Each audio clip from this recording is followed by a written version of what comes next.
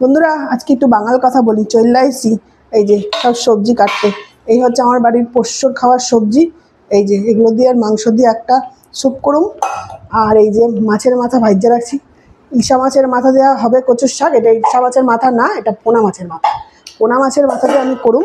একটু ডাল করুম, মুগ ডাল। আর একটু করুম এই যে আমার নিজেরই গাছের পুঁই শাক তুলে আনছিলাম। আপনারা ভিডিও দেখলে অবশ্যই দেখতে পাইবেন। আমি ছাদে গিয়া ছাদ বাগান থেকে পুঁই শাক তুলি, অনেক কিছুই তুলি। বেগুন কাটছি ভাজার জন্য। আর পুঁই শাকে আমি যে দিমু সেটা হচ্ছে এই যে এরকমভাবে কুমড়া কাটছি।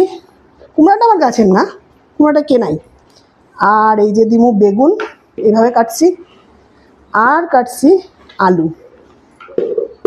এই যে এইভাবে কাটছি। তা পুঁই শাক করুম পোনা মাছের মাথা দেওয়া, আর করুম মুগ ডাল। আর এখানে এই যে কিছু পাতা রয়ে গেছে, এই যে এইগুলো আমি কাটুম এইভাবেই। আর আমি বালতিতে করে শাক পাতা ধুই। আপনারা কিসে করে ধুন?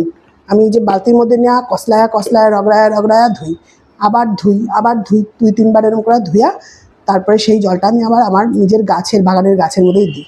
ওইখান থেকেও পুষ্টি পায় গাছ। তাহলে কোনো কিছুই ফেলনা না।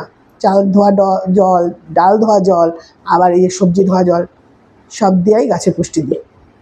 তা আমার ভিডিওটা আপনাদের কেমন লাগলো একটু জানায়েন। টাটা।